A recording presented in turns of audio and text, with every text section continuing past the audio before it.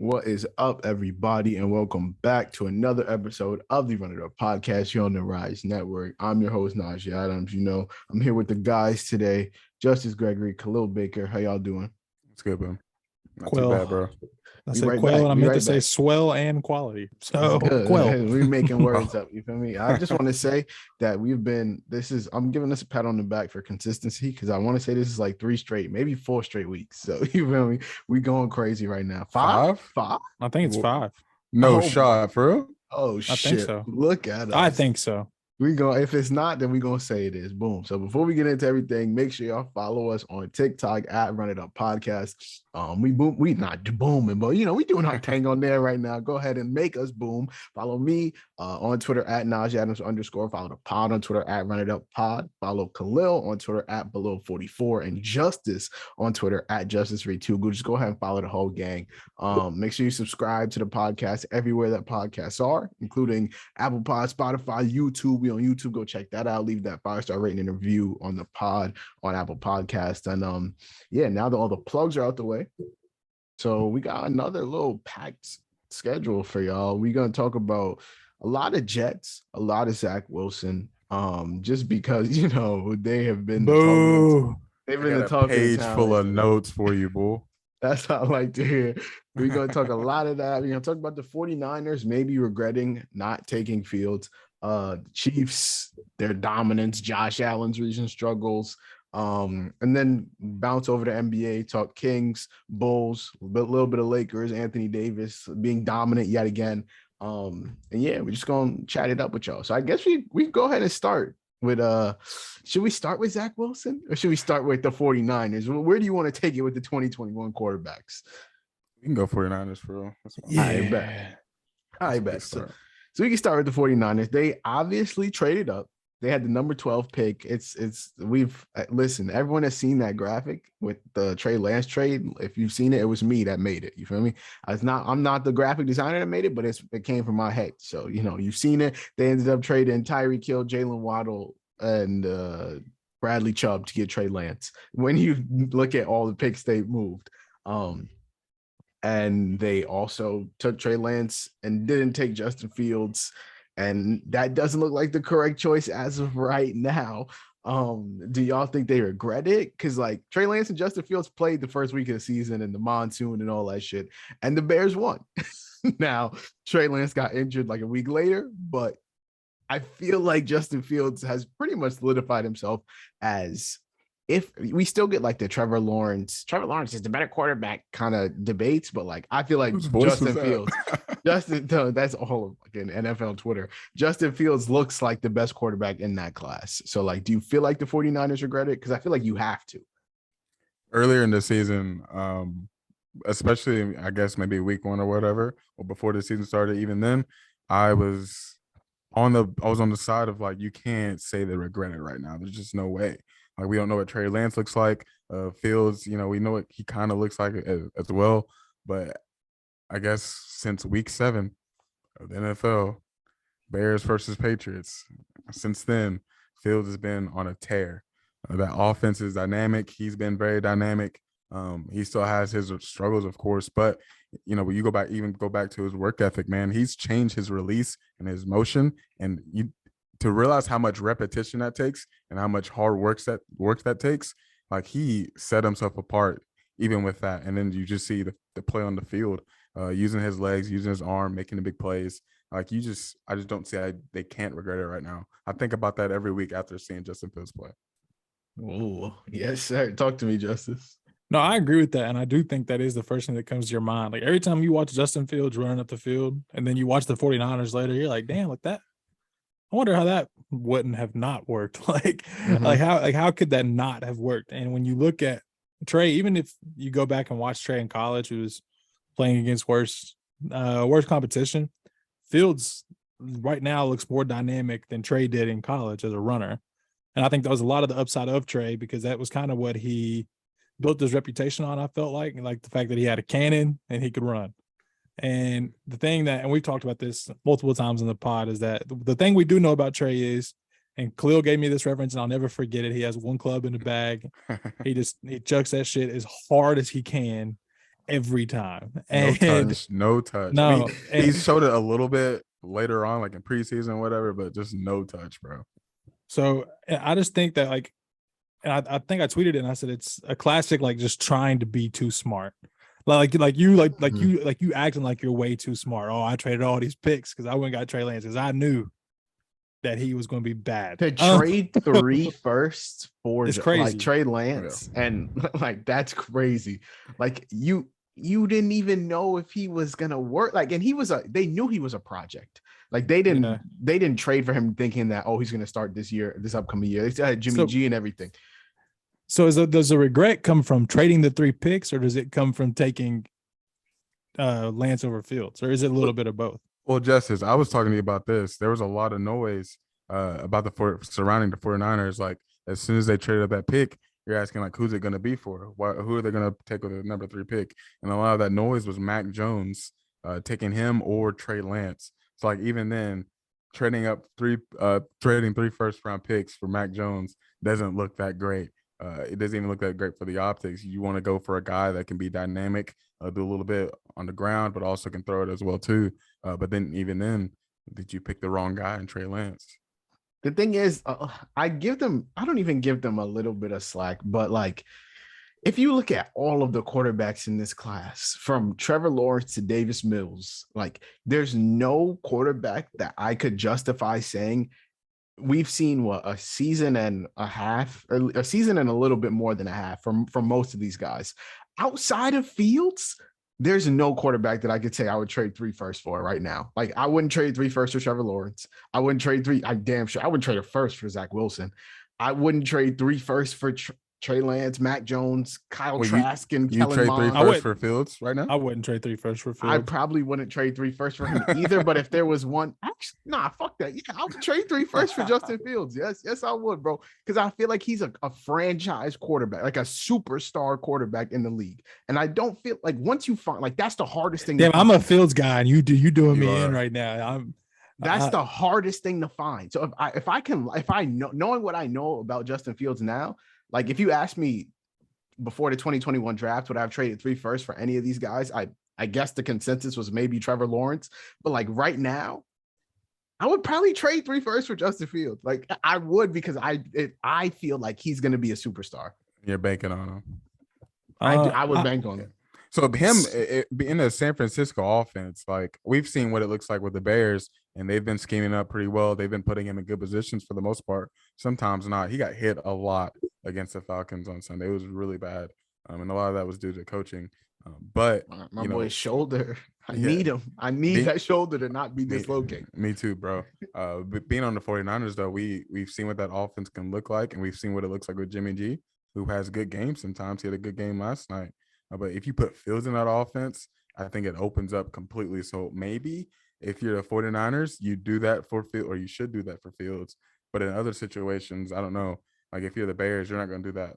If you're the Texans, you shouldn't do that either. No, I guess it just depends on like the roster Fields construction. Fields won 11, right? Yeah. What would it take to move up from 12 to 10? Not a lot. A second? Yeah, like not a lot. Seriously. No, 49ers did that like so much.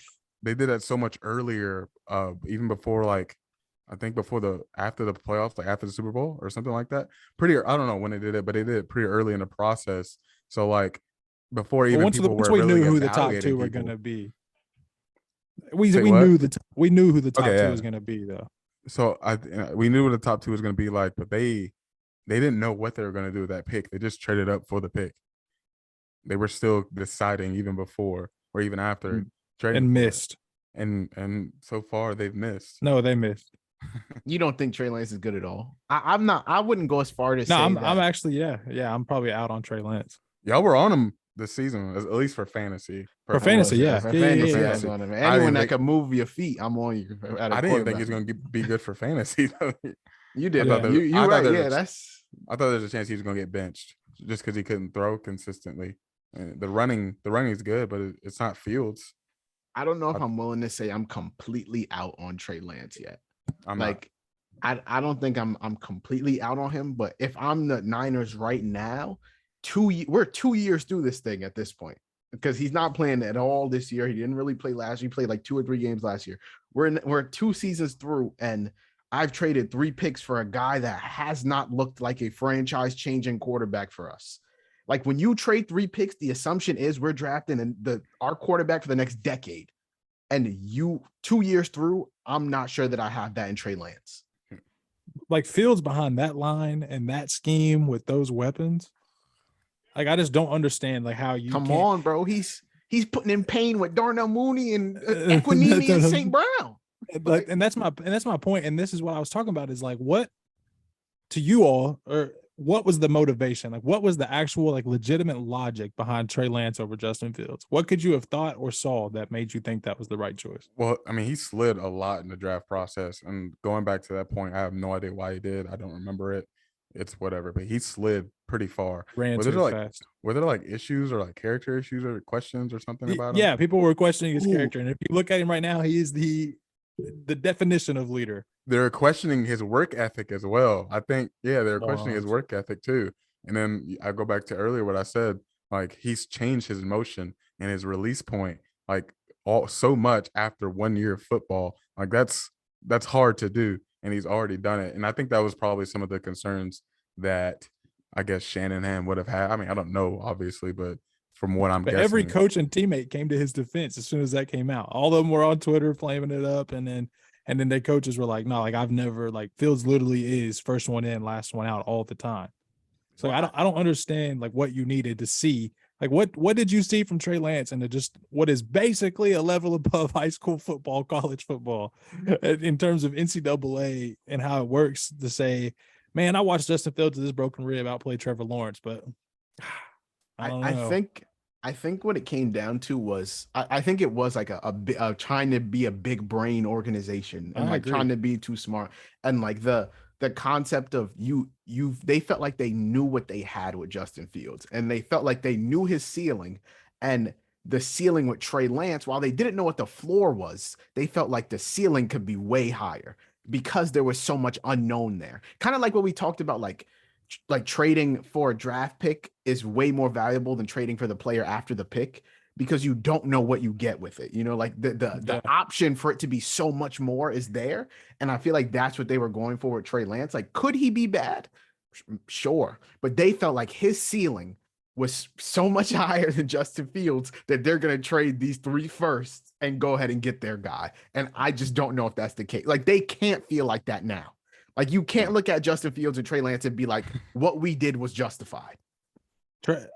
Khalil, tell me, because I know you study drafts hard, and as soon as draft time comes around, Khalil's in locked in, tape and all. Chris Sims, the black Chris Sims, if you may say. Okay.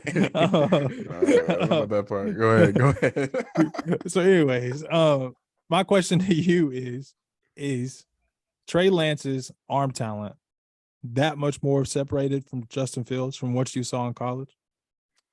I think for Fields, it was just a consistency to rip it and be consistent with his throwing. So the motion to release was super long. It was a little wonky, and he didn't have a lot of control of the ball. And he's improved that for the most part, and I think he's still improving that.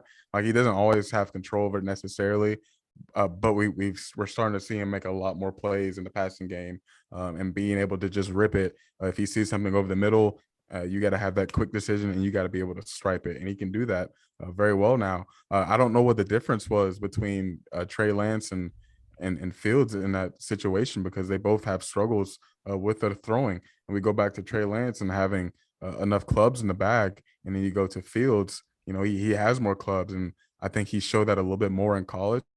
I wasn't exactly the highest on him either necessarily. I was a big Zach Wilson guy.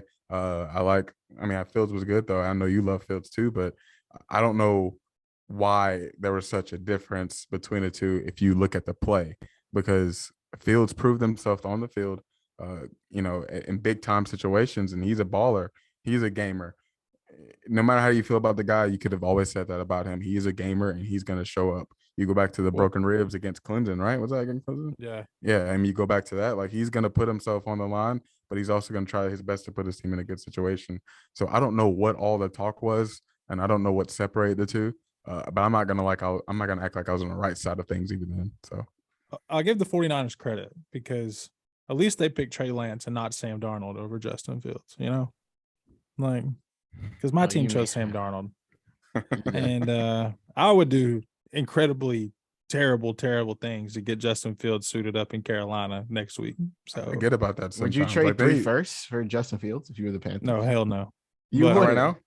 No. Mm-mm. You wouldn't really. The No, offensive line's been really good this year, or a lot better than people expected. Our left tackle's been really good. Let's not go too far. The defense, it's gotten better though. The defense has things in place. They need to get a little bit bigger on the interior. Our defense has so many flashes of being elite. Like it just Right. like they That's fly good. all over the field. That's my favorite thing about the Panthers defense.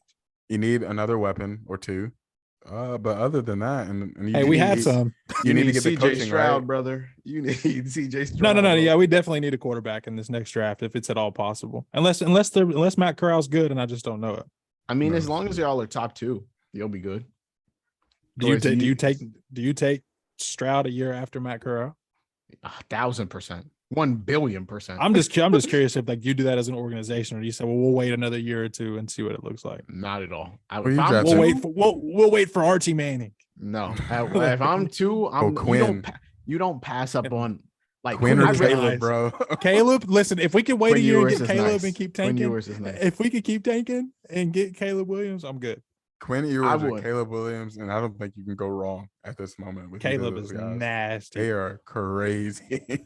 If I was the Panthers, I wouldn't pass on a quarterback like CJ Stroud because of We'll Matt probably just draft Spencer Rattler in the 5th round, and and do the same exact thing. He just had a huge game. that don't He mean did. nothing to me. That boy Yeah. trash. If I was the Panthers and I got a top 2 pick, I would definitely take QB. No, me too. But I'm just saying, like, if we can get Caleb Williams, like, if we're like, okay, we'll get a top 2 pick again, then yeah, I'm good. Maybe you'll take my son Hendon Hooker. Let him recover off the ACL. You feel me? Pass. Well, since we're talking about 2021 QBs, you might as well pivot on over to the other guy. Transitions. The Jets. Wait, sit up for this one. The Jets superstar quarterback. We were just talking about Trey Lance. The guy that went right before him at number 2 was Mr. Zach Wilson out of BYU. Khalil, you said you had a whole bunch of notes. You were a Zach Wilson guy from what I'm hearing. Look, It's at all it. about Zach Wilson. There we go. There we go. I will say I was on like Zach Wilson coming into the season. I was like, I think Zach Wilson's good. I've seen enough. I'm out. I'm off. I'm done. So please talk to me, bro. What have you seen? Okay, so I obviously he started the season later. He had that injury. I think he came back in week 4, week 5, something along those lines. And it's been inconsistent, and that's pretty much what he's been. Even if you look back at college, he's been inconsistent at times. If you look back at last season, inconsistent, and that's what you see a lot in his play in different ways right now too. I think he has improved as far as managing games throughout the season. Sometimes he's gone off the rails a little bit. You go back to that first Patriots game, I should say. That second half was just abysmal, and threw some really stupid passes, threw some really stupid interceptions. I think 2 out of the 3 interceptions were really bad. But if you look at this game, I'll say this. I don't think it was as bad as Twitter and people are making it out to be. I'll say that first. I don't think it was that bad. I don't think it was good at all, though, even then, too. I think there were two throws that went viral that he missed. The Braxton Berrios, and then a deep post. I think he missed Mims or something like that. He just didn't see it, and I think that blew up. And then also his press conference blew up as well. So he didn't answer that how he should have answered it. It was kind of a stupid question even then too. Like obviously, and it probably pissed him off if I'm being honest. So he said no, and he just walked off. Like I don't blame him for being upset, but in that moment you need to take accountability and you need to be the guy to take up for your defense and your team, because we've seen other quarterbacks, Josh Allen, Trevor Lawrence, Justin Fields in the locker room after the game. He was like, "Yo, it's on me. I'm sorry." We've seen other quarterbacks, take responsibility and take accountability in those moments, and he missed his opportunity. Now he should definitely go in front of his team and say something, whether it's in private, whether goes out public. He has to say something to his team. But going back to the game, I'll just go off the notes a little bit here.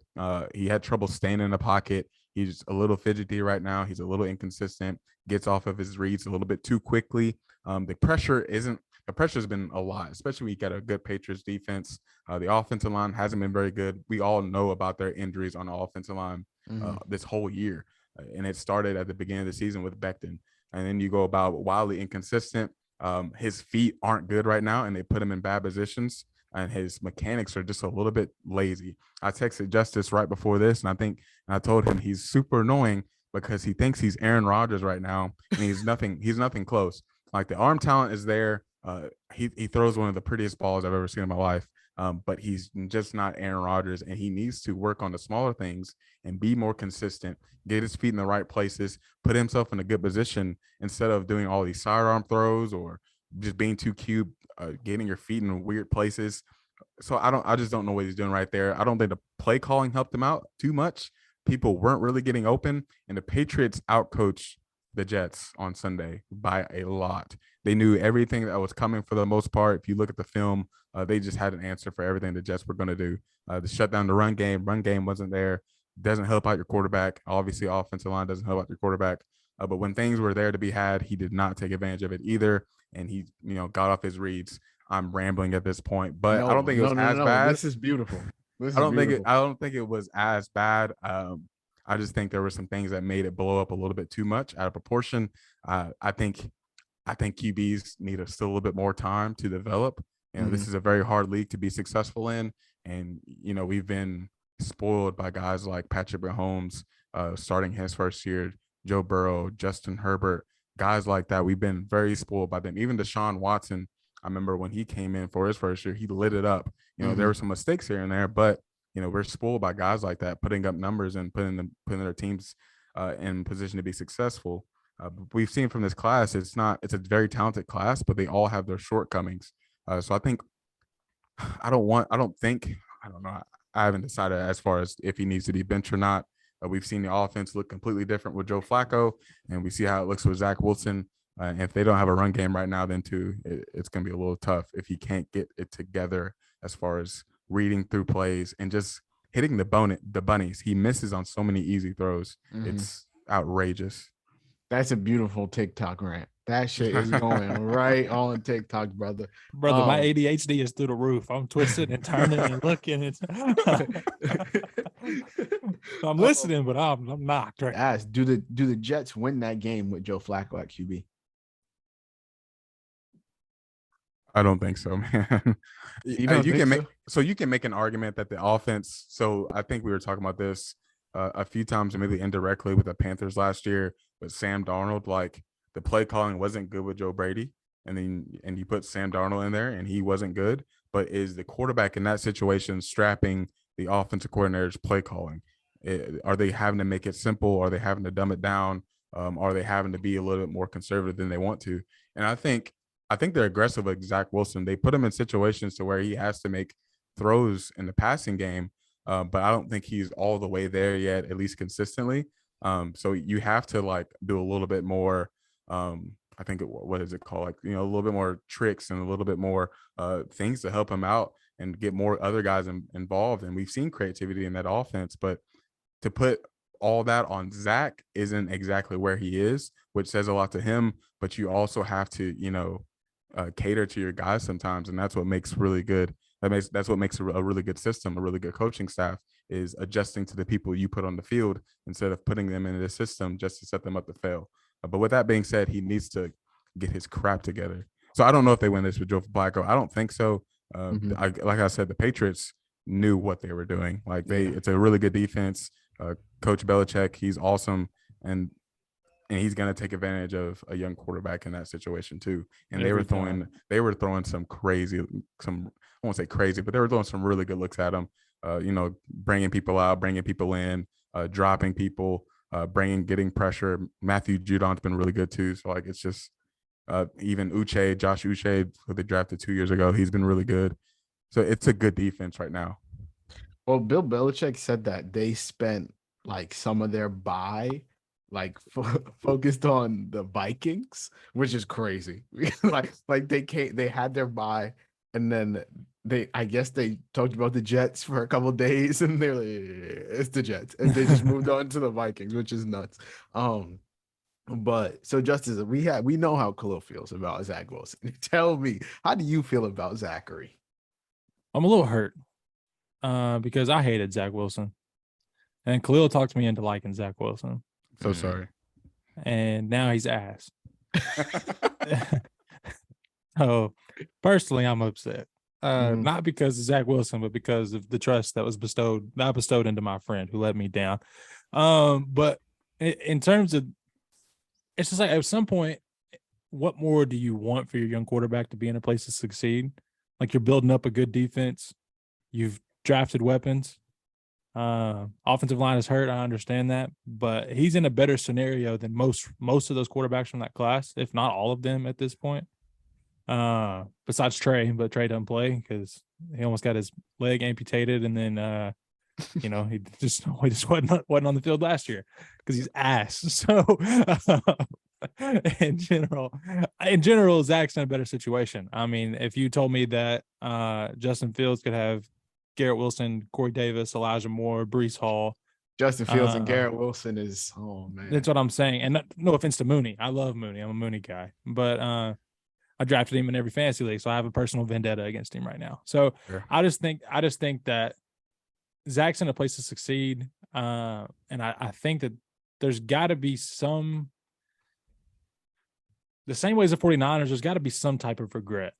You know what I'm saying? And it doesn't have to be for Justin Fields. It could be for just Mac Jones, because at least Mac Jones can manage a game, and at least Mac Jones could play with those weapons and get them the ball. You know what I'm saying? The offense may not be as dynamic per se by what you're attempting to do, but I think there's got to be a sense of regret for them right now. And we even talked about, we were talking about this earlier, Justice, their top 14 or the top 14 in that draft that year was insane. Outrageous. Insane. There's only, as of right now, there's only 2 misses in that draft, of the top 14 at least. And it's Zach Wilson and Trey Lance. Go for it. No, I've got to read you that top 14. You ready? Yeah, please do. Top 14 in that draft: Trevor Lawrence, Zach Wilson, Trey Lance, who might be the only 2 misses. Kyle Pitts, Jamar Chase. Okay, Kyle Pitts is nice. Kyle Pitts is nice. I'm just playing. Jamar Chase, Jalen Waddle, superstar. Penei Sewell, superstar. J.C. Horn, elite. Nice. Yeah. Patrick Surtain, best corner in football. Yeah. Devontae Smith, nice. Justin Fields, hitting superstar. Right now. Michael Parsons, best defensive player in football. Yeah, I was going to say he's a mega star. Rashawn Slater, elite. He's cool. Yeah. And Elijah Vera Tucker. So who's a really good guard for the Jets, who can play tackle sometimes, very versatile. But it's 7 to 9 all pro type of talents who've performed in some type of way, and then you get number 2 and number 3 taken at quarterback, which is just painful if you're. I love having J.C. Horn. He's good, bro. But that's how I feel about Ken Walker. That's how I feel about Tariq Woolen. We took him over Pat Surtain. So yeah, that's true. That's that dude. But Devontae Smith said he's not there yet. So not Devontae Smith, Devontae Adams said he's not there yet. So. Bro, I told you. It's not because he went for this a move or a double move necessarily. What you put on film, or even if they ran that earlier in the game, he's like, oh yeah, I'm gonna bite on this. I'm gonna make a play. I'm gonna undercut it. I'm gonna get my team off the field, or I'm gonna get my team the ball back. He went for what he's seen on film or earlier in the game, and what Josh McDaniels does, or even if you're coming from that Patriots regime, they will break tendencies. They will scout themselves, and they will notice little things that you're doing, and they will break away from that. So he runs like a post or an in cut, and he breaks it out to a post corner basically. And in that case, it's wide open. He had no safety help. He was by himself. So it's not a situation where he's not ready necessarily, but he's studying film and he's doing what he's supposed to be doing, and he's trying to make a play. But is that the time to make that decision? That's a good point. That's a good question. That's a good question. I'm just curious. Yeah. I like to hear what Khalil has to say. So Broncos suck anyway, so I just say go make a play, man, because your offense ain't gonna do it. Add to your highlight reel, my boy. That's what I'm saying. To double back to Zach Wilson, bro, a lot of times, like they'll be specifically with quarterbacks, like it won't be showing up in the box score, but like the eye test, they'll look good. And I feel like for Zach Wilson, it's not popping on either one. Like he has spurts, don't get me wrong. Like he has like stretches where you'll be like Khalil said, he throws a really pretty ball. You feel me? Yeah. But like for a lot, like after that, there's not much. Like I'm looking at his game log, bro. He has one game with more than one game with more than 300 passing yards. He's played 7 games. He from week 4 to week 11. And he has one game with more than one passing touchdown. And in that game, he also threw 3 picks. So like it's just and the advanced metrics don't help him either. It's not good. He has stats that are like number 38 amongst QBs, and there's only 32 that start. And so it's like I'm not even gonna violate and run through it, but just trust me, it's not good. And so like I've just seen enough from Zach Wilson to be like, okay, I'm off. Now, I wanted to bring something up to y'all. What if the Jets trade for Aaron Rodgers, right? Now, hear me out. The Packers drafted Jordan Love. That he in the same draft class as Tua and Burrow and all of them. He got drafted that same year. He has not played. He be playing in the preseason and shit, and he'll play when Aaron Rodgers is injured and shit. But they drafted him with a purpose. The Packers they not making the playoffs. They not making no noise this season. Aaron Rodgers just signed like a 3-year extension, whatever, but his contract isn't unmovable. He doesn't have a no trade clause. So the Packers can move him wherever they see fit. Now, they start Jordan Love. Go ahead and start Jordan Love. The Jets, I feel like they're a quarterback away from really making some noise, like they have good receivers. I don't care what people say about Elijah Moore. He's nice. Garrett Wilson is obviously nice. The tight end position for them, Tyler Conklin, CJ Uzomah, they do what they need to do. Their line is decent to good, and it should only get better from here. Their defense is obviously, if healthy, their defense is obviously great. And so, like, you add Aaron Rodgers to that, and I feel like you're making some noise. Robert Salah is cool. The Mike LaFleur's their offensive coordinator, brother of the Packers' current head coach, you feel me? From that Kyle Shanahan offense, like the Jets own all of their high picks for the next couple of years. Listen, man, I don't know what it would take to get Aaron Rodgers, but if I had to give up, I don't know who's the last quarterback they got traded. I can't even think, I guess Deshaun Watson, right? What they gave up for Deshaun? Everything they gave up everything they had. Yeah, but I'm not getting Deshaun is what, like 26, 27. Aaron Rodgers is 35 or whatever. If they gave up like a first, maybe 2 firsts, I don't know. Regardless, whatever it's gotta be trade package. You get Aaron Rodgers, it's gotta be 2 firsts. Whatever the trade package is, I feel like it makes sense for both teams. I don't know what they do with Zach Wilson, because like the Jets aren't good at drafting quarterbacks. That just is what it is. They took Sam Darnold, that didn't work out.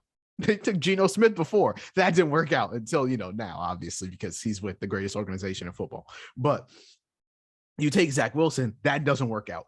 Quarterback just isn't your thing. Just take that on the chin. You had a good draft class outside of that. You drafted the best corner in the draft, one of the better receivers in the draft, Jeremiah Johnson. I think that's his name. I can't remember exactly what his first name is.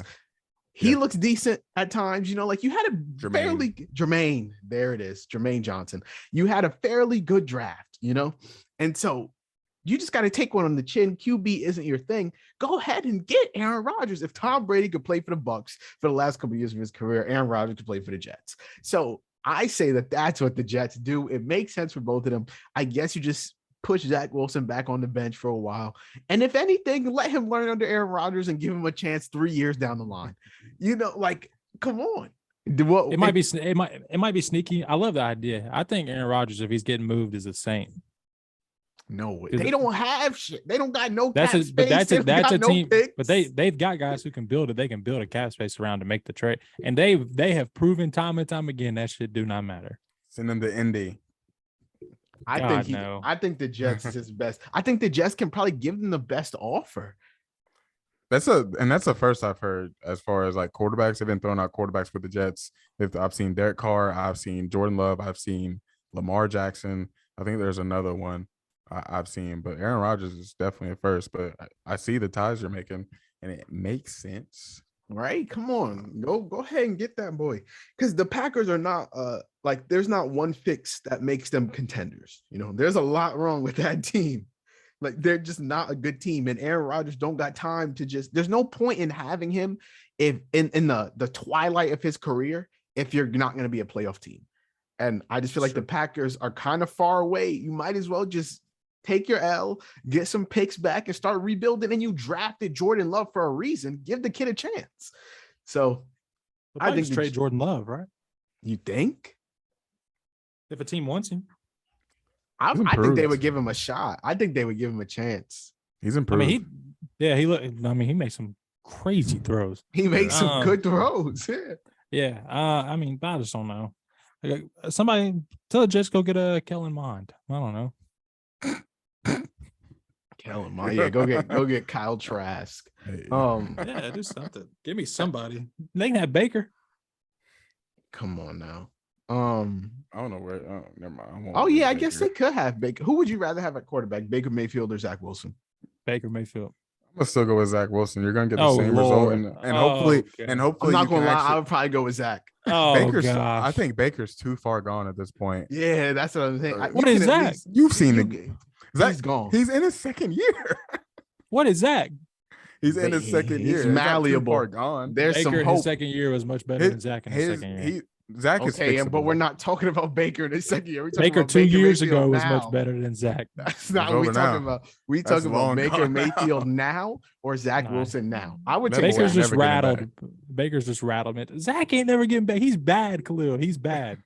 Baker is bad. There's still time to improve. No, I know they can have him. So if I had to pick one of the bads, it's just like voting between Trump and Hillary. If you're gonna pick one of the bads, they're both gonna be bad. So Zach still has potential. Baker's chalked. Yeah, Baker. I just feel like his career. Zach is chalked. I'm done with Zach, bro. He's terrible. Get out of here. Baker signed a 1 year, right? There's no way Zach has hope for you, Khalil. You have hope for Zach. I still have some hope for Zach. No, again, Lord. No.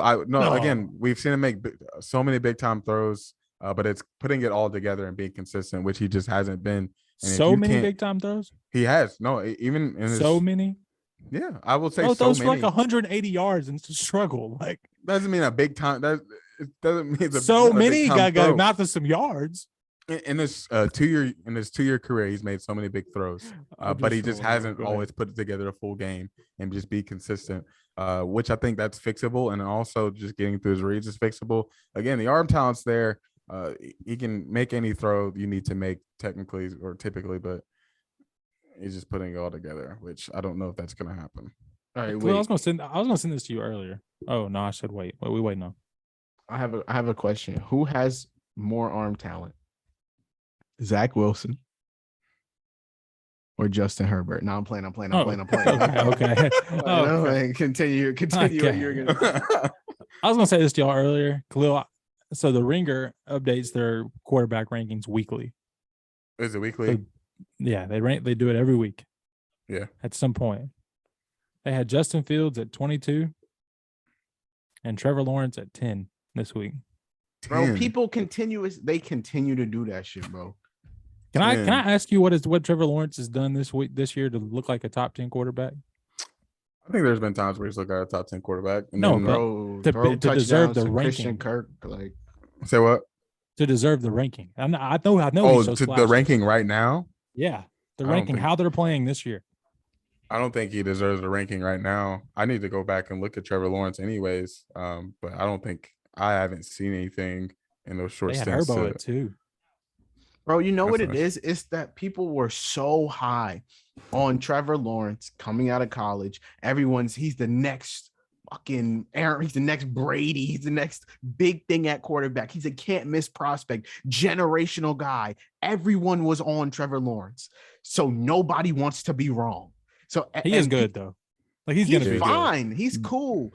But people were so high on him that they refuse to even mention any of his wrongdoings. So it's like they'll give him 5 years before they're like, oh, we missed on Trevor Lawrence. But let Justin Fields throw one bad ball and he's a bust. Like, what are we talking about? That's true. There is a different standard for the two. I see two sides of Twitter. So one side is like Trevor Lawrence doesn't get enough recognition, or people talk bad about Trevor Lawrence, and the other side, it's like, well, it's too much recognition. So I get both sides of it somehow. I don't know how. I'm a Trevor Lawrence hater. I'm not gonna lie. Just because people don't they downplay my son Justin Fields. Like, you can hype up Trevor Lawrence without downplaying Justin Fields. And I just feel like whenever I hear stuff about Trevor Lawrence, it's he's the best quarterback in the class because, like, one, he's not the best quarterback in the class. Sorry. And two, he's not really that good right now. So I'm sorry. I think consistency is some of his issues, just hitting on all throws. And all the quarterbacks have just struggled with throwing. I give him slack because he had to deal with fucking Urban Meyer, but Matt Nagy was no better. So that'll honestly set you back, though. It will. Urban Meyer's that'll set you back. He was kicking people and shit. All right, he hasn't been the same, man. He ain't been the same at all. To kind of round out our NFL talk, we wanted to talk probably two top three. I was going to say the two best quarterbacks in the NFL, but I don't know if I can say that about Josh Allen still. So Pat Mahomes and Josh Allen, over the last couple of weeks, their play has really, I feel like they were neck and neck for QB with Jalen Hurts, and then the Eagles lost, and that kind of chalked his MVP. So it really became Pat Mahomes and Josh Allen, and then Josh Allen just turned into Zach Wilson in the red zone. So Pat Mahomes just ran away with it. So where do we want to start? We want to start with Pat Mahomes, start with the Chiefs. They've looked absolutely dominant. I think they would probably be my Super Bowl favorites right now, just because I feel like there's not a lot that's going to stop them. Travis Kelce is unbeatable. That man is unguardable with or without Juju. Pat Mahomes is making shit shake. Kadarius Toney was out, Juju was out, Mecole was out, and they still put up points. So it's like, what do you have to do to stop Pat Mahomes? I don't think there is anything you can do. How do y'all feel about the Chiefs? I don't have a favorite to win the Super Bowl right now. But if you put I'm not saying that saying, that's a stupid saying. But if I had to right now, it would be the Chiefs. And that can change from week to week. If I put a gun to your head, what would you say? I was about to say, Khalil, gun to your head. What would you do? But Patrick Mahomes is on another level. Justice has been saying it for weeks, maybe even the beginning of the season. He is in a tier of his own, and I am hopping on that bandwagon right now. He's just in a tier of his own. He's just on another level. It's just crazy.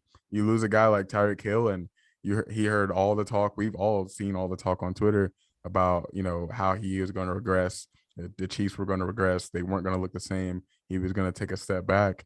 And now what we're seeing right now, he's playing at an MVP level. He is an MVP if the season were to end today. So he's just in a tier of his own. And the Chiefs, a good team. I like what they do on offense. They ran the ball very well on Sunday. Pacheco.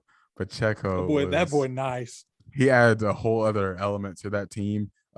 Chris Sims talks about it. He says he's never seen such a passing team like in the history of the NFL be so tough. You know what I mean? Like, they're a tough team. They can run the ball on defense. They're tough as well. And it wasn't even always like that. I think in their first 2 years with Mahomes starting, like, the defense wasn't that great. And they had their struggles and they could get pushed around. But now you got guys like Chris Jones playing at a defensive player of the year type level too. And other guys on that defense, Snead, Bolton, who's playing awesome at linebacker, Willie Gay, more guys like that. They're just playing at a different level right now. They do a lot of good things, and Patrick Mahomes is just leading that. And, of course, you can't forget to mention Kelce and the tight end run he's having right now. It's just a ridiculous season. Kelce's in GOAT talks now. After that's all I've seen today is Kelce GOAT talks. Yeah, Kelce Gronk. That's never happened, right? Ever. No, but he's not, though. He's not. Gronk's it. Yeah. Mm-hmm. Gronk's it. No offense to Kelce. He's amazing. Gronk is a beautiful football player. Like, he is the perfect football player and the perfect tight end. Yeah. Wow. What more could you ask for? Look at the praise from Khalil. Shit. I never heard him say nobody was the perfect nothing. I like that. Who's the perfect quarterback, Khalil? Perfect quarterback? I might get into that. That has a lot of different factors. Okay, cool. Attached to it. I'll think about it. Not today. Not on duty. So with the Chiefs, I think that there's something really special to be said when you lose a guy like Tyreek and you're able to produce offense at this rate. I don't think any of us. I mean, there were a lot of people who were like, "Nah, Chiefs aren't going to win their division. May not even make the playoffs." And that's where you cue Patrick Mahomes and you say we need to cut all the talk that's ever been had in the last 3 years about another quarterback being on the same plane as Patrick Mahomes. And I genuinely mean it. There is a tier that is Patrick Mahomes. Then there is a gap. And then starts tier 2 where you can put Josh Allen at. Like almost like tier 1 Mahomes, tier 2 blank, tier 3 Josh Allen. Mhm. And that's how good he is. I think that's what separates them. I mean, if Mahomes is the quarterback of the Bills, they'd be the Super Bowl favorites. Yeah, I mean, if Mahomes had Stephon Diggs, shit. But You know what I'm saying? So it'd be crazy. that's what I'm saying. I just think that Pacheco working Clyde Edwards-Helaire a little bit out of the offense, which is kind of tough for me to say because he's hurt now. But letting Pacheco take it because he's such a change of pace from Clyde, who Khalil and I talked about it because he came over and watched the game. Clyde's good. You need 3-4 yards in a cloud of dust. He'll get in there and go get it. Yeah. But Pacheco is so explosive the second he touches the ball that he completely changes their offense almost.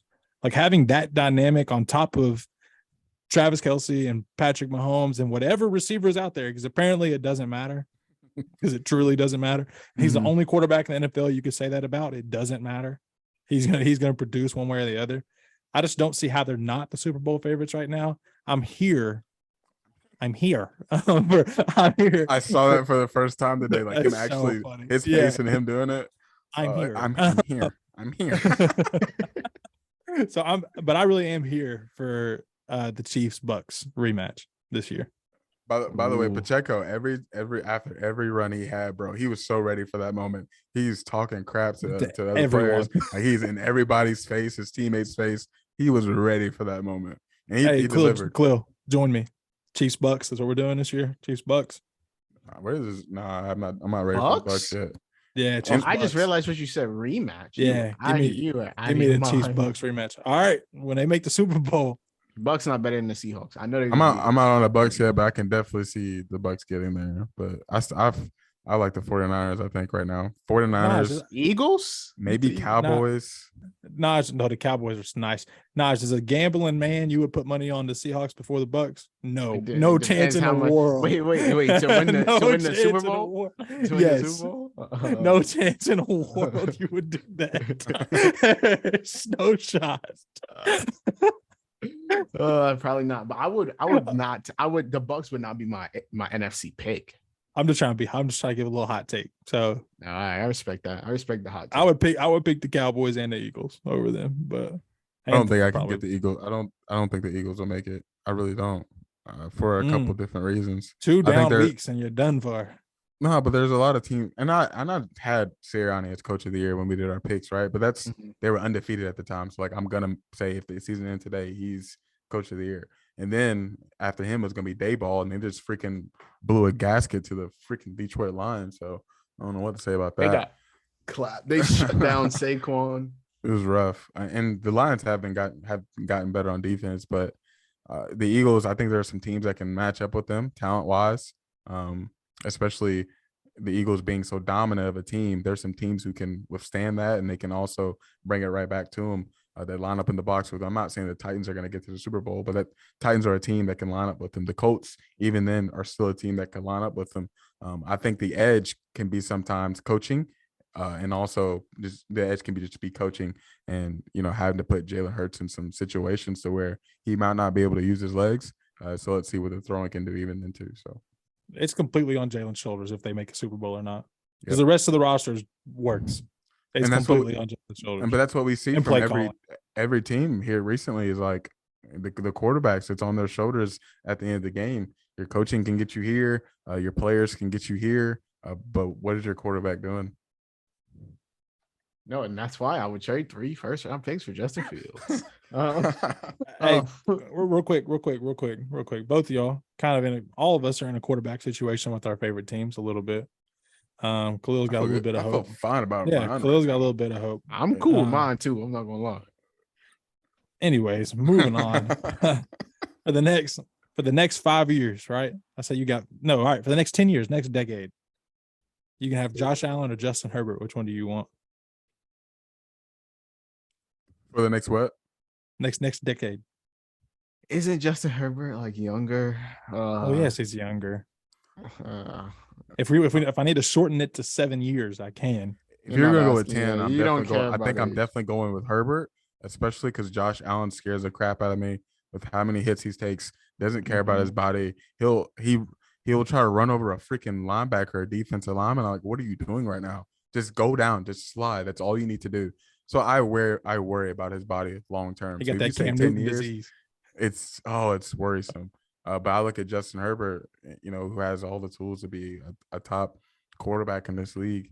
I might bank on that, honestly. Just put him in the right system. That's all you need to do. I'm taking Herbo. I love Justin Herbert, bro. I am not if you listened to this podcast before, recently especially, you know that I'm not the Herbert guy here. But I would probably take Justin Herbert. Bro, it's tough to not be a Herbert guy and pick him over Josh Allen. Yeah, that's what I'm saying. Like, it's tough to not. I wouldn't take Josh Allen over him. I would take Justin Herbert. I might take Justin Fields over him. No, I'm playing. I would take Justin Herbert. I would You're take a Justin closeted Herbert over Herbo Josh guy. Allen. That's I would nice. take Justin Herbert over Josh Allen. I think when you especially that was last night, right? Last night was Monday Night Football. Yeah, I think when you see without Keenan, I guess every quarterback is weapon dependent. Not Pat Mahomes, that's a lie. But specifically, when Keenan Allen is back, when Mike Williams is back, you see Justin Herbert's yards per attempt go up tenfold. And so that offense just looks way more explosive when he has his primary playmakers out there. So I was really on him because their offense looked pretty shit without, Keenan Allen and Mike Williams. But obviously, it's supposed to. I was holding him to, everyone else holds up to standards that he's a top 5 QB in the league. So why not hold him to, Pat Mahomes standards? Okay. Top 3. But if you go off what Justice says, Top there's 4. tiers to it too, which is true. There are tiers to it, but you can't hold him to Mahomes' tier. You just can't. And that's my fault. I shouldn't have done that. He's not as good. He's not as good.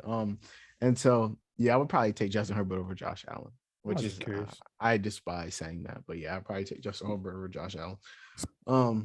Speaking of Allen, real quick, are we gonna go to Allen? Yeah. Okay, Josh Allen. I've been wanting to say this for weeks. Are we gonna go to Allen? Yeah. I've been wanting to tell you this for weeks, Justice. I just always forget. But where my dogs at? I think the Bill. I think the Bills should have. They should have sold out for another weapon at the deadline. And I was thinking a running back for sure.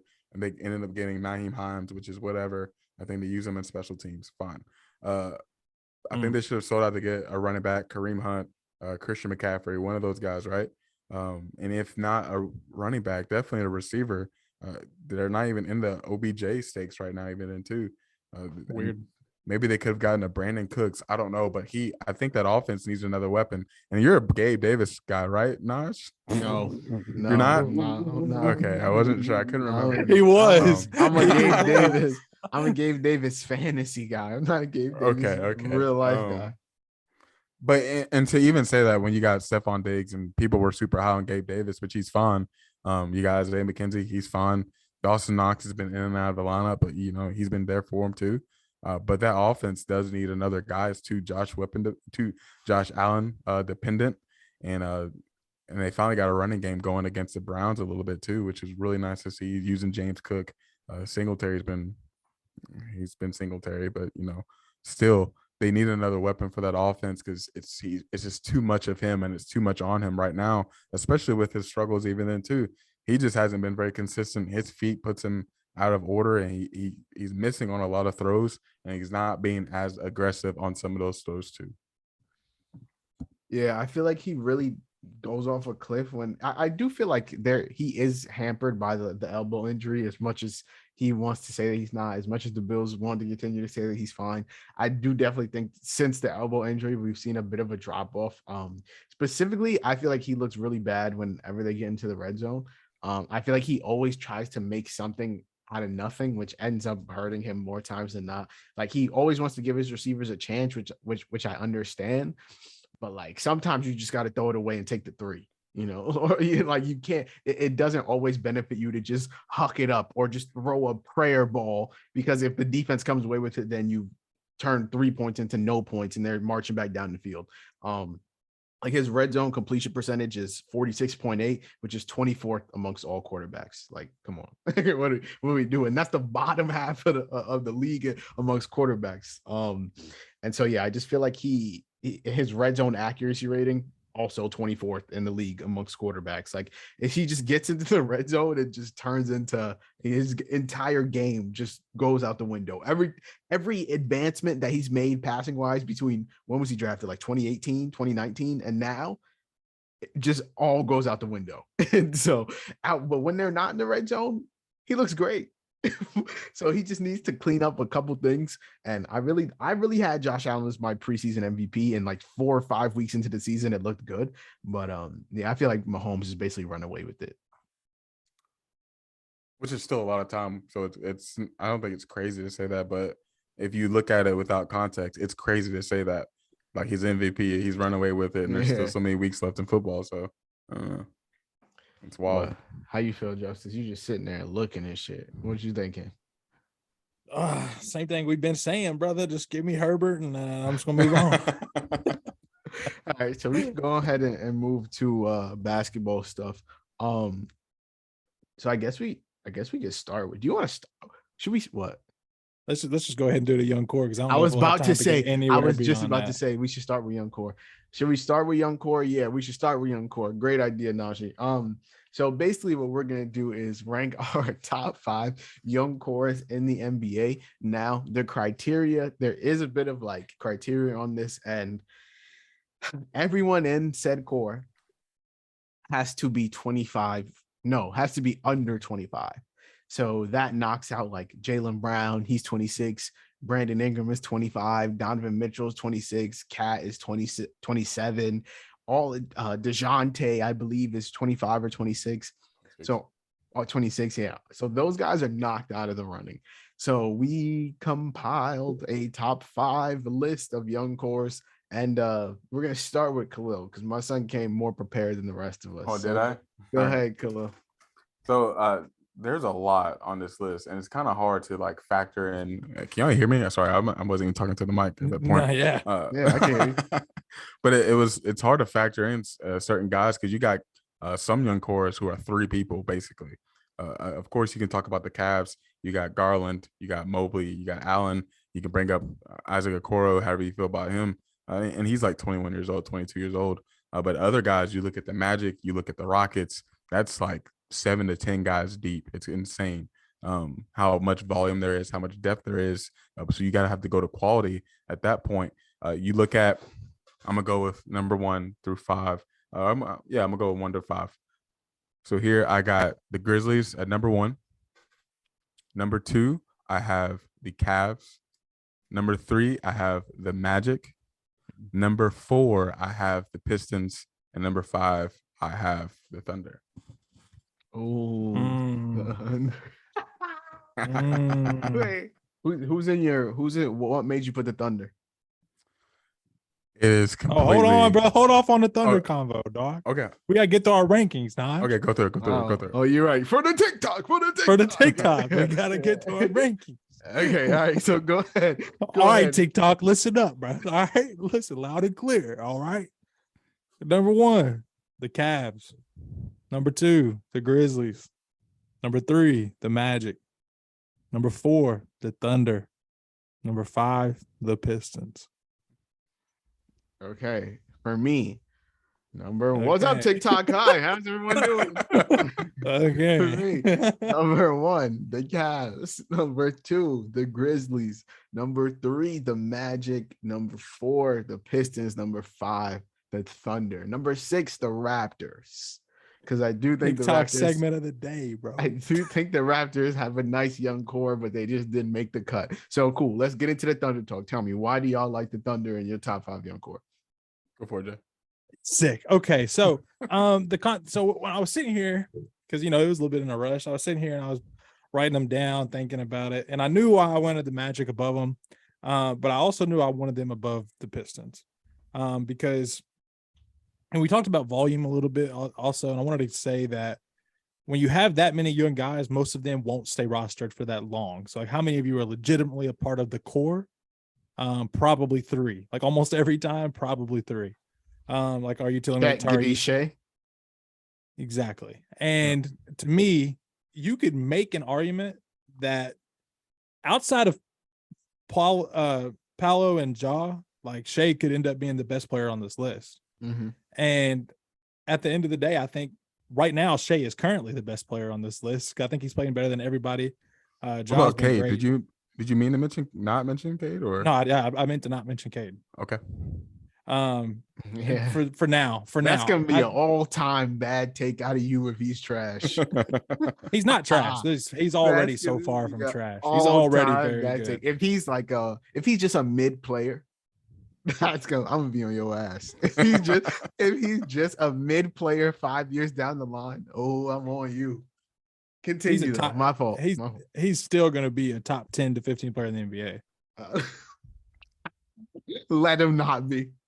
Okay, that's fine. But currently Shea is better. And I think that when you look at the rest of it, so from Cade, who I think could be a Shea level player, it's my preference and my personal opinion.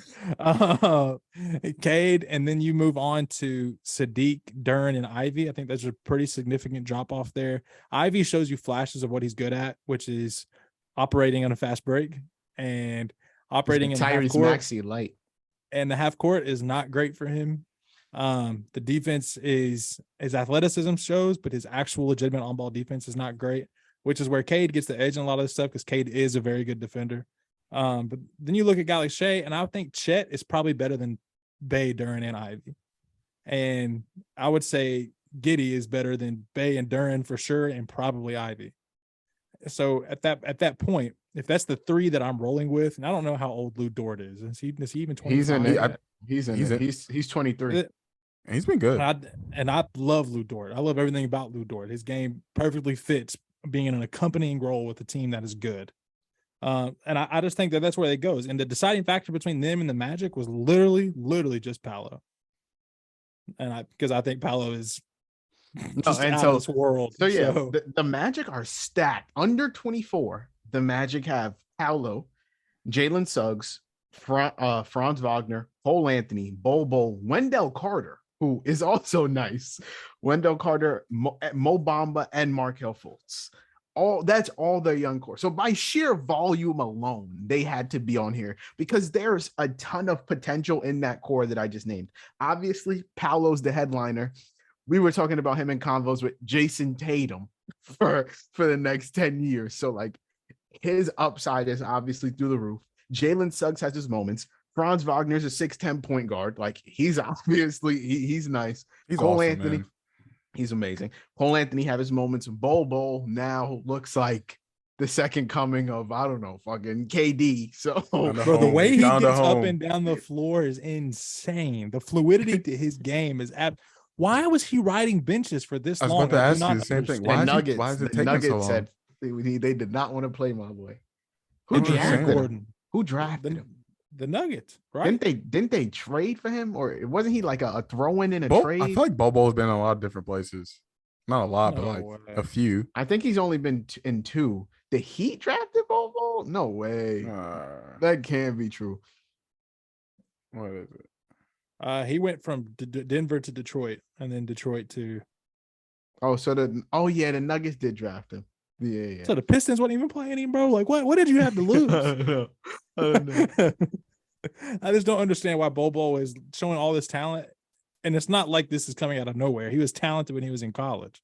He was talented when he was in high school. So he was a demon in high school. Yeah. So if he's had this type of level to his game, or at least, and I get that he's a little inefficient at times because that boy got a green light. When he catch it, he ready to go shoot. He don't want nothing to do with anything else. You just don't find that skill set in a guy that size. Nah. Well, now you do because Victor's running around somewhere. Yeah. But like typically, it's still pretty rare when you look at the rosters across the leagues, across all 30 teams in NBA, you not finding a guy with his skill at that size on 85% of the rosters. Yeah, and the Magic almost got the nod over the Grizzlies for me. Like it was actually close because that's how good that Paolo is. Like that's how good I think he'll be. John Bain carried for me. Exactly. John Bain and Jaren. Jaren's Yeah, amazing defensively. But Paolo, Carter's great. Franz is great. And if you told me for the next 5 years, do I want Franz or Bain? I would probably take Franz. I'll be honest with you. Franz is I don't know nice, if bro. I don't think you're Franz too is far off of super that. nice. Yeah, I want to see think who Franz that. is super nice. I want to see who that third, fourth guy looks like. I'll be more specific. I want to see what Suggs looks like for the Magic before I propose that. And I want to see Jonathan Isaac healthy, like legitimately healthy, and He's have some time on 25. his belt. Right. Oh, he's 25. Yeah, he's old. he's I thought he was 25. 24. Never mind. Throw him out the door. He's a piece of shit. But Wendell's taking great steps. He's basically I really like basically Wendell. a walking double. He can shoot it. Plays I love defense. that I love that all their bigs can shoot. Mm-hmm. Like all of them can say it. And Bomba's not going to be a part of that core. I'll just be honest with you. They've been trying to shit Bomba since he got there, basically. And they kept trying to find replacements. Like they don't trust him, and for the meantime, he works. To me, the Cavs were a clear number one. And I don't know about you all, but because I know you had the Grizzlies, right, Khalil? Yeah, I did. And you had the Grizzlies? I had the Cavs. Okay. So to me, the Cavs are just a clear number one. And purely based off the fact that Mobley. Yeah, how good Mobley is. And like I think there's a tier break between Garland, Allen, Mobley, and then Desmond Bain and Jaren Jackson. Because where Mobley is already the defender that Jaren Jackson is, if not better. He's shown the skill that he has on the offensive end. He just doesn't get to show it all of the time. And I think Donovan Mitchell hasn't helped in that progression. I think Mobley's definitely the way more versatile defender. Yeah, he is. Oh, his switchability, him and Bam are the best switch bigs in the NBA, and it's not even close. Jared Allen is great at exactly what you want your big man to be great at. That's what I'm saying. Yeah. And him playing behind Mobley is ridiculous. Absolutely insane. Because first you got to get by Mobley, and then you got to get by Jarrett. And Garland is one of the better pure point guards in basketball. And not only that, was he struggling to start the year? Yeah. And then I watched him without Donovan go throw 50 on somebody. And that's probably something that he could be a 25 a night guy, 26 a night guy on top of 8-9 assists every year. If that's what he was called to do. And at that point, that was a separation for me. Mobley, Allen, Garland is a clear tier break behind everybody else's second player in the long haul to me.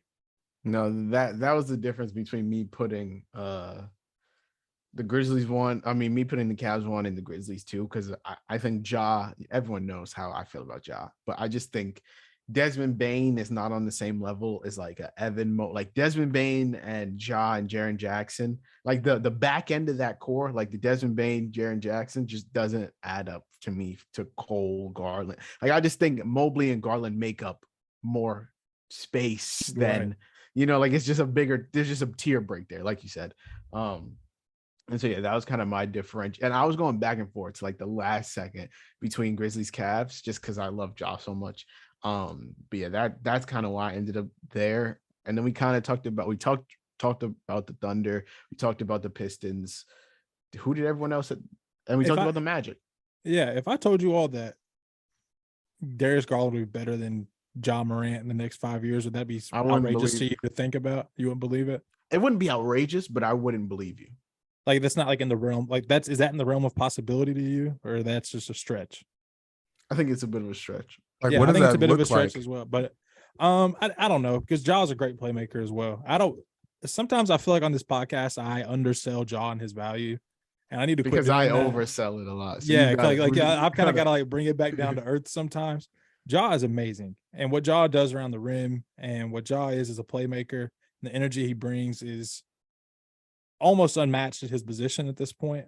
But at the same time, there's something about Garland in the way that the game has rotated towards shooting the three, and the fact that he's able to do that and play make at a high level. He's one of the better pick and roll guards in basketball right now, whether it's scoring, playing in the mid range. He's just got the full 3-level thing going on with him on top of the playmaking. So I just don't know if it's like some huge reach, but Ja is awesome, and I would take Ja in a heartbeat. Did you say better in 5 years, or did you say who you would take in 5 years? Better in 5 years. Okay, because you could make an argument more for who you would take. I feel like if you look more at the health side of Ja Morant and what that looks like, Yeah, especially but 5 That's years true.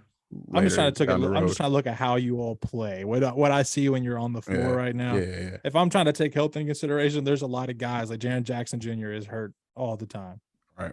But when he plays, he's pretty good.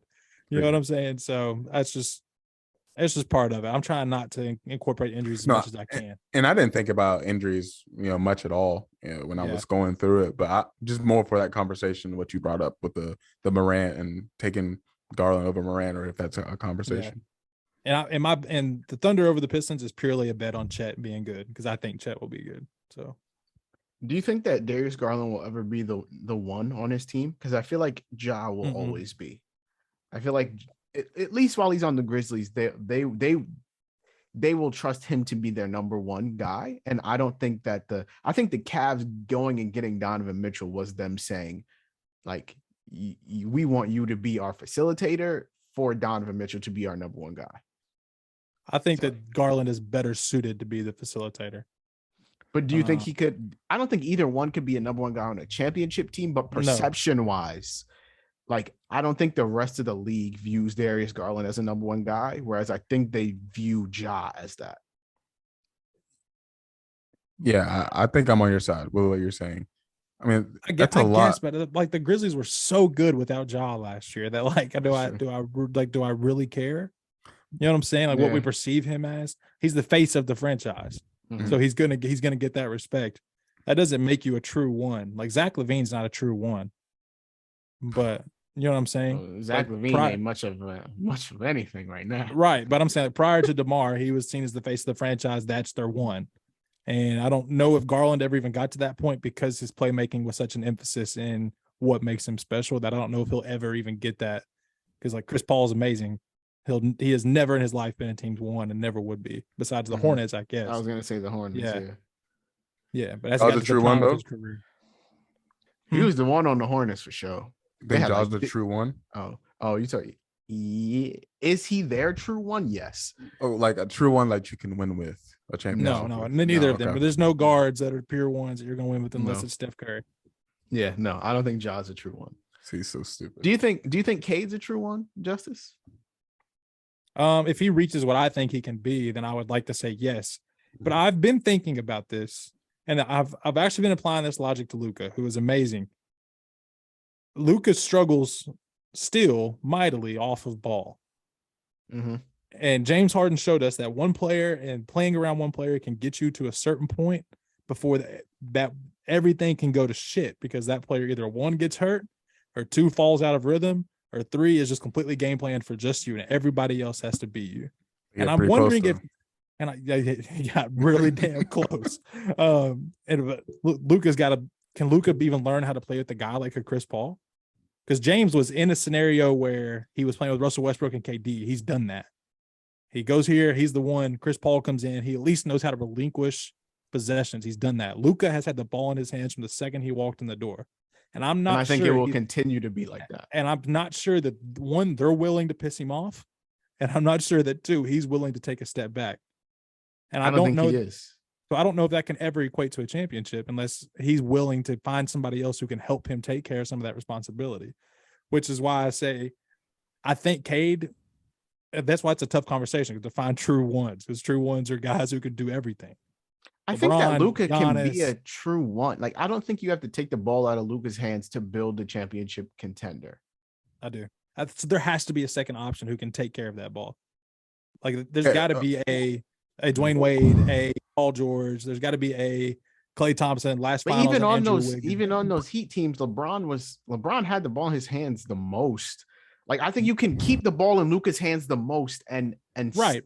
Just cut down on the usage is what you're doing at that point. Yeah, but you got to find somebody he can do that with, and is he willing to cut down on the usage? Mm-hmm. I don't think he's willing. I don't know if he's willing to cut down on the usage right now. For Luka to be what we think he could be as an all-timer, the next evolution of his game has to start turning, where he can learn how to trust other people to some type of. Well, he has to get a few more other people. Say what's happening, and listen, man, people are jumping to go play with Luka. if you gave me Tim Hardaway Jr. and the goddamn and Maxi Kleba and shit, I'm taking 30 shots a game. I'm sorry, throwing it out there like Dinwiddie and Christian. They've got serviceable, if not above average NBA players. Well, we're talking about other ball handlers at this point, right? Though, that's too. what I'm saying. But yeah, I don't. Okay. But that's the evolution, is being willing to do something like that. They had another ball handler in Jalen Brunson, and obviously, he didn't stick around very long after he took a leap. So I just don't know what Luka is willing to let somebody do. It's like when Larry Hughes got put with the Sixers and Allen Iverson was like, yeah, get his ass out of here. If he thinks he's going to dribble the ball, get rid of him immediately. So and I'm just wondering if Luka got a little bit of that AI in him, who's like, I don't feel like sharing this thing with you all a little bit. But that's like worst case scenario for Luka, because we all know Luka's elite. But anyways, back to Cade. I think defensively he's amazing. His playmaking is great. He's got the bag. He's got to work on his efficiency. He's got to shoot the ball a little better. I'd like to see him finish a little more vertically at the rim for his size and his frame. He tends to be away from the rim when he's finishing. Try to be like a little bit too much touch. And I know he's not this explosive athlete, but he's got the frame to eat contact. So that's the next step Cade has to take, is being able to finish around the rim and shoot that three ball consistently. But if everything goes the way I think it should for Cade and his development, then yeah, sure, he could be a 1 at some point in his career. Paolo's a 1 at some point in his career because he can play off the ball. Well, he's a wing. Yeah, that's what I'm saying. Wings are wings. So 6'10", can do everything. And there's our top 5 young cores. Before we get up out of here, there is a I can't leave you without talking Lakers. So there's this Lakers deal that Eric Pincus, who is like a cap specialist on Lakers Twitter, proposed. It's not the craziest thing in the world. A lot of Lakers trades that you see are like, they give us their best player and we give them Russ, Taylor Horton Tucker. Yeah. Give them Russ, Kendrick Nunn, and 2 firsts for fucking Buddy Hield, Miles Turner, Kyrie Irving, and Tyrese Halliburton. So that's just not gonna happen. So this is a little bit more. This is way more feasible. I feel like I could definitely see this working out. I want to know what y'all think of it. So the Lakers trade Russell Westbrook, Pat Bev, Kendrick Nunn, and the ever-loving picks 2027 and 2029 to the Pistons, and it's a 3-team deal. Lakers, Pistons, Nets. Lakers get Kyrie. So I'll do it like this. Lakers get Kyrie, Bojan Bogdanovic, Alec Burks, and Nerlens Noel. So it's not like we're getting fucking 3 stars. We're getting Kyrie, Bojan, Alec Burks, and Nerlens Noel. And then we're immediately contenders. And that our starting lineup would be Kyrie, Austin Reeves, LeBron, AD. Well, no, Kyrie, Austin Reeves, Bojan, LeBron, AD. Yeah. That's damn good. Immediately contenders. That's damn good. And we keep Dennis. And we keep Dennis. We keep Lonnie. Alec Burks off the bench. Nerlens Noel off the bench. He's a true 5. We don't really have a true rim protecting 5. Nerlens Noel, he can't do much, but he could cut to the basket, catch some lobs, and block some shots. So we haven't really seen Thomas Bryant, but yeah. But that's not his bag. He's slow on his feet. He don't got no bounce. I got you. But he can space the floor. He can space the floor. Yeah. You get another wing in Burks, which is good. Just a little bit more size. Yeah, but we would lose Nunn and Bev, but we keep Dennis, who I think is probably the best out of those 3 anyway. And we would lose Russ, but again, keep Dennis. Austin Reeves, if we need to switch stuff up, Bojan can facilitate. Austin Reeves can facilitate. Bojan Bogdanovic is a great facilitator also, by the way. Like, he was handling the rock a lot. Even with Cade there before he got injured, he was handling the ball a lot for the Pistons. And so outside of that, he said that, who gets what in terms of what LA is sending, it's subjective. Like, if the Nets want to prioritize swapping out Westbrook to take on like role players and save in the luxury tax, so we can give them Westbrook, the Pistons can take Westbrook, buy him out, blah, blah, blah. It doesn't matter. I don't care who gets what. The initial thing is the Nets move on from their headache in Kyrie, bring him to LA. The Lakers move on from their headache in Westbrook. We move the picks. The Pistons move on from Bojan, Alec Burks, and Nerlens Noel, neither of which are part of what they want to build for the future anyway. They probably take on picks. They either take on Russ and drop him. Regardless, it's a win-win for everybody. If I was them, this would be the trade that I think is most realistic. Plus, Bogey just got extended too, so you have him for a little bit more than a year, which is great. just stability. Yeah, which we never have. Our roster turns over 14 players every year. Who are the Nets getting again? The Nets would get some combo of Russ, Patrick Beverley, Kendrick Nunn. Russ, Pat Bev, Kendrick Nunn in the picks. So they'll get the picks, assuming, because Kyrie's in it. Yeah, they would probably get at least one of them. Are the Pistons just chalk on their season because Cade got hurt? I would imagine. Yeah, what did they get though? They would get probably none. I would assume we'd have to give them one of the first two. Because think about I'm not giving you 2 firsts for Kyrie right now because he's leaving. You know, the Nets don't really have much leverage there to ask for 2 firsts. At least you get something for Kyrie because you wait till the summer, you get nothing. So you might as well. The only thing about it's the Pistons and all of their vets too. Mm-hmm. Not that they're Burks has been injured, but no, I don't know. I would probably still stay on the side of unrealistic there. That's a ridiculous haul for the Lakers. That's that's so in favor for the Lakers. It is, but I think that I think that in order for it to happen, I think the Kyrie situation needs to get a little bit worse. I think now that they're winning again, Kyrie needs to call someone a bitch, and then he came, something. He came back and they won. So it's I think that they want to kind of see what they have now, especially because things kind of look better there. I think the Pistons would be down. I don't think they're too attached to any of the players they're giving up. I think maybe 1 or 2 more assets in that trade. They can have just Lonnie. To make it give away Lonnie. They can have Lonnie. I'm not giving up Lonnie. I like You're giving up Lonnie. You're giving up Lonnie for those players. I'm sorry, you are. If they said that he was the only thing holding it up, I would probably give up Lonnie, but I don't want to give up Lonnie. I would admit that I'm wrong about him because I was mad that we used the MLE on him, and he looks pretty good. So Lonnie produces. I'm fine with Lonnie, but probably Lonnie, probably out the door. So if it means I get any one of the Bogdanoviches in the NBA, I'll send him away. So, brother, that's my new saying for the Lakers season, bro. If you give me any Bogdanovich in the NBA, I'll send a Laker on the way. You feel me? You can have whoever you want. Just get us a Bogdanovich. You give me any Bogdanovich. Yeah, that's good. We're gonna go ahead and get on up out of here. Hope y'all enjoyed the pod. Make sure y'all follow us on TikTok, follow us on all social media platforms, on Twitter at Run It Up Pod. I'm on Twitter at Najee Adams _. Go ahead and drop y'all's Twitters. Justice Reed 44. Nice. Okay. Good Same work. time. In sync. So yeah, Justice Reed 2, below 44.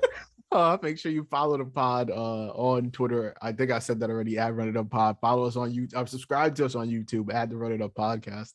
And leave that 5-star rating and review on Apple Podcasts and download on Spotify. Y'all listen to podcasts. Y'all know what to do. So go ahead and do all that good stuff. I hope y'all have a litty day, a litty night, a litty life. And just like we do on every episode of this podcast, make sure y'all go run it up.